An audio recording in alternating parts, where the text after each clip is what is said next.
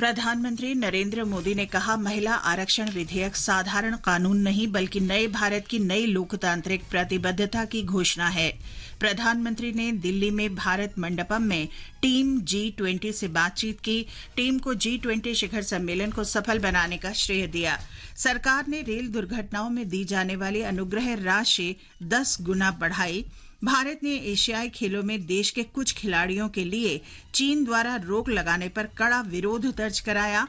हांगझो में एशियाई खेलों में भारतीय पुरुष वॉलीबॉल टीम ने चीनी ताइपे को 3-0 से हराकर क्वार्टर फाइनल में प्रवेश किया और 3 मैचों की एक दिवसीय क्रिकेट श्रृंखला के पहले मैच में मोहाली में ऑस्ट्रेलिया ने भारत के सामने 277 रन का लक्ष्य रखा। समाचार संध्या के साथ मैं चंद्रिका जोशी। प्रधानमंत्री नरेंद्र मोदी ने कहा है कि महिला आरक्षण विधेयक या नारी शक्ति वंदन अधिनियम एक साधारण कानून नहीं है बल्कि नए भारत की नई लोकतांत्रिक प्रतिबद्धता की घोषणा है। नई दिल्ली के भाजपा मुख्यालय में नारी शक्ति वंदन अभिनंदन कार्यक्रम को संबोधित करते हुए प्रधानमंत्री ने संसद में इस विधेयक के पारित होने पर देश की सभी महिलाओं को बधाई दी है। हम सबका सौभाग्य है कि इतिहास बनाने का अवसर कोटि कोटि जनों ने हमें दिया है। आने वाली अनेकों पीढ़ियों तक इस निर्णय की चर्चा होगी। मैं पूरे देश को नारी शक्ति वंदन अधिनियम संसद के दोनों सदनों में और भारी बहुमत से और राज्यसभा में तो सर्वसम्मति से पास होने की बहुत बहुत बधाई देता हूं। प्रधानमंत्री ने इस ऐतिहासिक विधेयक को पूरे उत्साह के साथ पारित करवाने के लिए दोनों सदनों, सभी राजनीतिक दल तथा सांसदों को भी धन्यवाद दिया। ये भी अपने आप में एक रिकॉर्ड है। इस कानून को सदन में इतना व्यापक समर्थन मिला। पक्ष विपक्ष की सीमाओं से ऊपर उठकर करीब करीब सबने इसके पक्ष में वोट दिया। मैं इसके लिए सभी राजनीतिक दलों का और सभी सांसद साथियों का भी अभिनंदन करता हूं।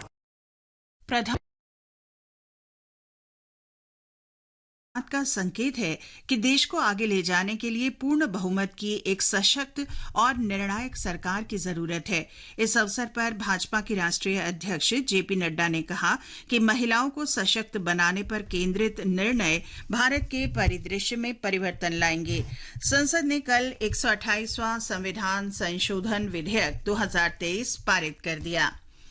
अरुणाचल प्रदेश के मुख्यमंत्री पेमा खांडू ने आज नई दिल्ली में प्रधानमंत्री से मुलाकात कर नारी शक्ति वंदन अधिनियम के पारित होने पर उन्हें बधाई दी। एक सोशल मीडिया पोस्ट में श्री खांडू ने कहा कि इस ऐतिहासिक परिवर्तनकारी सुधार के साथ अब महिलाओं को अधिक संख्या में सर्वोच्च निर्णय लेने वाले निकायों में प्रतिनिधित्व मिलेगा। हरियाणा की महिला और बाल विकास मंत्री कमलेश ढांढा ने कहा कि प्रधानमंत्री नरेंद्र मोदी ने सामाजिक, राजनीतिक और आर्थिक क्षेत्र में महिलाओं की प्रगति का मार्ग प्रशस्त किया है। श्रीमती कमलेश ढांढा ने कहा कि 21 सितंबर को भारतीय इतिहास में स्वर्ण अक्षरों में अंकित किया जाएगा। जम्मू के रामबन जिले में भाजपा की महिला नेताओं और कार्यकर्ताओं ने नारी शक्ति वंदन अधिनियम के पारित होने पर जश्न मनाया। लोकसभा अध्यक्ष ओम बिरला ने कल लोकसभा में चंद्रयान 3 की सफलता पर चर्चा के दौरान भारतीय जनता पार्टी के सांसद रमेश बिधूड़ी की आपत्तिजनक टिप्पणी को गंभीरता से लिया है। सूत्रों के अनुसार श्री बिरला ने श्री बिधूड़ी को भविष्य में इस प्रकार के व्यवहार पर कड़ी कार्रवाई की चेतावनी दी। श्री बिधूड़ी ने बहुजन समाज पार्टी सांसद कुंवर दानिश अली के विरुद्ध आपत्तिजनक टिप्पणी की थी। ये समाचार हमारी वेबसाइट newsonair.gov.in/hindi और हमारे mobile app news on AIR पर भी उपलब्ध हैं। प्रधानमंत्री नरेंद्र मोदी ने G20 शिखर सम्मेलन की सफलता का श्रेय जमीनी स्तर पर कार्य करने वाली G20 टीम को दिया है। श्री मोदी ने आज नई दिल्ली में भारत मंडपम में G20 सम्मेलन में सम्मिलित अधिकारियों से बातचीत की। प्रधानमंत्री ने उपस्थित सभी लोगों से अपने अनुभव साझा करने का आग्रह किया, जिससे भविष्य के कार्यक्रमों के दिशा निर्देश तैयार करने में सहायता मिलेगी। उन्होंने कहा कि G20 सम्मेलन की सफलता मेहनती अधिकारियों के अथक प्रयासों से संभव हो सके। जिस पल हम किसी और के सामर्थ्य को जानते हैं, उसके एफर्ट्स को जानते हैं, तब हमें ईर्ष्या भाव नहीं होता है, हमें अपने भीतर झोंकने का अवसर मिलता है। मैं तो कल तक सोचता था यार मैंने ही सब कुछ किया, लेकिन आज पता चला कि इतने लोगों ने किया है। ये बात सही है कि आप लोग न टीवी में आए होंगे, न आपके अखबार में फोटो छपी होगी, न कहीं नाम छपा होगा। नाम तो उन लोगों के छपते होंगे जिसने कभी पसीना भी नहीं बहाया होगा, क्योंकि उनकी महारत उसमें है, और हम सब तो मजदूर हैं।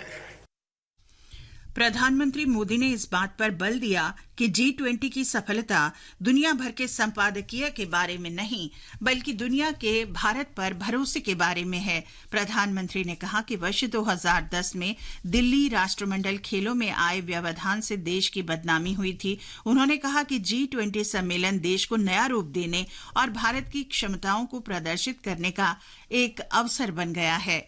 सचमुच में वो एक ऐसा अवसर था कि हम देश का ब्रांडिंग कर देते, देश की एक पहचान बना देते, देश के सामर्थ्य को बढ़ा भी देते और देश के सामर्थ्य को दिखा भी देते।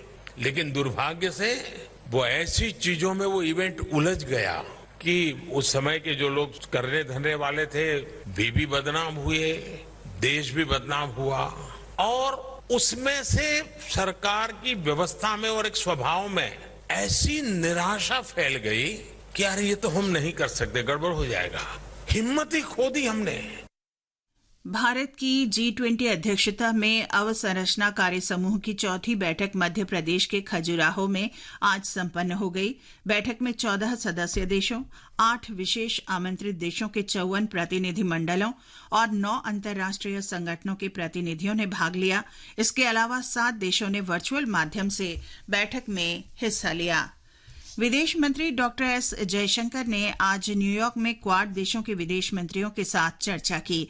विदेश मंत्री संयुक्त राष्ट्र महासभा के 78वें सत्र में भारतीय प्रतिनिधिमंडल का नेतृत्व करने के लिए न्यूयॉर्क में हैं।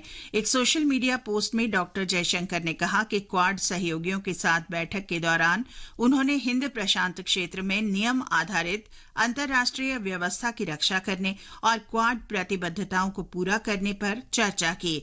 उन्होंने जापान के विदेश मंत्री योको कामिकावा के साथ बैठक में विशेष रणनीतिक और वैश्विक साझेदारी पर दृष्टिकोण का आदान प्रदान किया। 26 सितंबर तक न्यूयॉर्क की अपनी 5 दिवसीय यात्रा के दौरान विदेश मंत्री विभिन्न बहुपक्षीय और द्विपक्षीय बैठकों में भाग लेंगे। सरकार ने रेल दुर्घटनाओं और अवांछित घटनाओं में मृतकों और घायल यात्रियों के आश्रितों को दी जाने वाली अनुग्रह राशि में संशोधन किया है। रेल मंत्रालय ने कहा कि मृतक व्यक्ति के परिजनों को 5 लाख रुपए और गंभीर रूप से घायलों को 2,50,000 रुपए की राशि दी जाएगी। सामान्य रूप से घायलों को 50,000 रुपए की राशि दी जाएगी। रेल मंत्रालय ने कहा कि किसी भी अवांछित घटना में मृतक के परिजन को 1,50,000 रुपए, गंभीर चोट के लिए 50,000 रुपए और चोट आदि के लिए 5,000 रुपए की अनुग्रह राशि प्रदान की जाएगी। मंत्रालय ने कहा कि गंभीर रूप से घायल श्रेणी के अंतर्गत अस्पताल में भर्ती यात्रियों को 30 दिन के लिए अतिरिक्त अनुग्रह राशि भी प्रदान की जाएगी। मंत्रालय ने कहा कि तत्काल राहत के रूप में अधिकतम 50,000 रुपए की राशि का नकद भुगतान किया जाएगा। समाचार संध्या में आपका फिर स्वागत है। भारत ने एशियाई खेलों में देश के कुछ खिलाड़ियों के लिए चीन की रुकावट का कड़ा विरोध दर्ज कराया है। कुछ भारतीय खिलाड़ियों को एशियाई खेलों में प्रवेश से इनकार पर मीडिया के सवालों के जवाब में विदेश मंत्रालय के प्रवक्ता अरिंदम बागची ने कहा कि भारत निवास या जातीयता के आधार पर अपने नागरिकों के साथ किसी भी तरह के भेदभाव को सख्ती से खारिज करता है। उन्होंने कहा कि पता चला है कि चीन के अधिकारियों ने अरुणाचल प्रदेश के कुछ खिलाड़ियों के साथ भेदभाव किया और उन्हें खेलों में भाग लेने की मान्यता और प्रवेश देने से मना कर दिया। श्री बागची ने कहा कि चीन की ये कार्रवाई एशियाई खेलों की भावना का उल्लंघन है। खेल मंत्री अनुराग सिंह ठाकुर ने इसके विरोध में चीन जाने का कार्यक्रम रद्द कर दिया है। युवा कार्यक्रम और खेल मंत्री अनुराग सिंह ठाकुर ने आज नई दिल्ली में राज्यों और केंद्र शासित प्रदेशों के सचिवों की समीक्षा बैठक की अध्यक्षता की। सोशल मीडिया पोस्ट में श्री ठाकुर ने कहा कि सामूहिक लक्ष्य देश में युवाओं और खेलों के भविष्य को साकार करेगा। उन्होंने कहा कि युवा संपर्क और युवा मंच सहित विभिन्न स्तरों पर युवाओं को शामिल करने के लिए खेल मंत्रालय और राज्य सरकारें एक रूपरेखा तैयार करने में महत्वपूर्ण भूमिका निभाएंगे।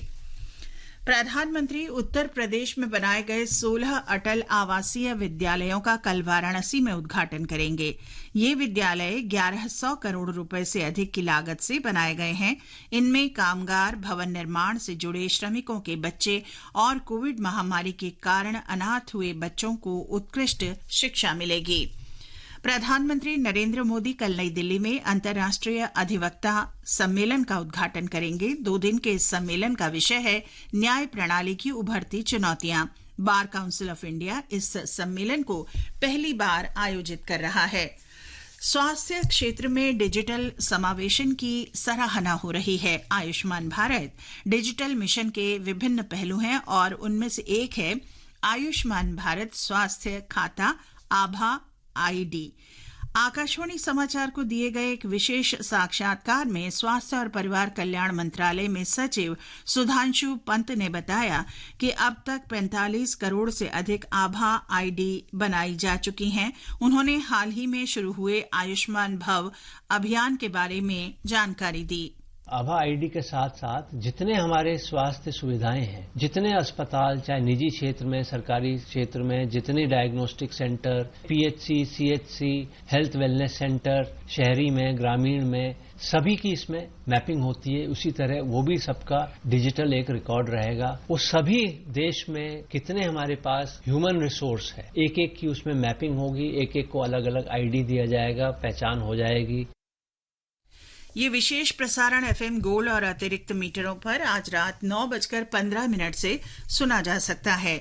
चीन के हांगझोउ में 19वें एशियाई खेलों में भारतीय पुरुष वॉलीबॉल टीम ने शानदार लय जारी रखते हुए आज चीनी ताइपे को 3-0 से हराकर क्वार्टर फाइनल में प्रवेश कर लिया।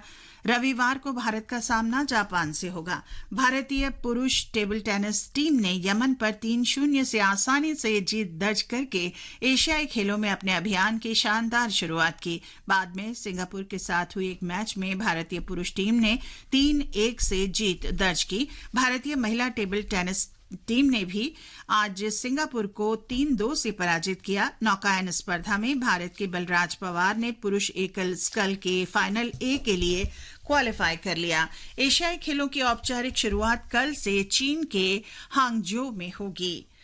मोहाली में ऑस्ट्रेलिया के साथ पहले एक दिवसीय मैच में भारत ने ताजा समाचार मिलने तक 38 ओवर में 4 विकेट पर 211 रन बना लिए हैं। इससे पहले ऑस्ट्रेलिया ने भारत को जीत के लिए 277 रन का लक्ष्य दिया। ऑस्ट्रेलिया ने निर्धारित 50 ओवर में सभी विकेट खोकर 276 रन बनाए। मोहम्मद शमी ने 5 विकेट लिए। उपराष्ट्रपति जगदीप धनखड़ कल राजस्थान के एक दिन के दौरे पर रहेंगे। यात्रा के दौरान उपराष्ट्रपति राजस्थान के संत शिरोमणि धन्ना भगत की जन्मस्थली नोखा नदी चौरू जाएंगे और मंदिर में पूजा अर्चना करेंगे। और अंत में मुख्य समाचार एक बार फिर। प्रधानमंत्री नरेंद्र मोदी ने कहा, महिला आरक्षण विधेयक साधारण कानून नहीं बल्कि नए भारत की नई लोकतांत्रिक प्रतिबद्धता की घोषणा है। प्रधानमंत्री ने दिल्ली में भारत मंडपम में G20 टीम से बातचीत की। उन्होंने टीम को G20 शिखर सम्मेलन को सफल बनाने का श्रेय दिया। सरकार ने रेल दुर्घटनाओं में दी जाने वाली अनुग्रह राशि 10 गुना बढ़ाई। भारत ने एशियाई खेलों में देश के कुछ खिलाड़ियों पर चीन की रोक लगाने पर कड़ा विरोध दर्ज कराया। हांगझो में एशियाई खेलों में भारतीय पुरुष वॉलीबॉल टीम ने चीनी ताइपे को 3-0 से हराकर क्वार्टर फाइनल में प्रवेश किया। और 3 मैचों की एक दिवसीय क्रिकेट श्रृंखला के पहले मैच में मोहाली में ऑस्ट्रेलिया ने भारत के सामने 277 रन का लक्ष्य रखा है।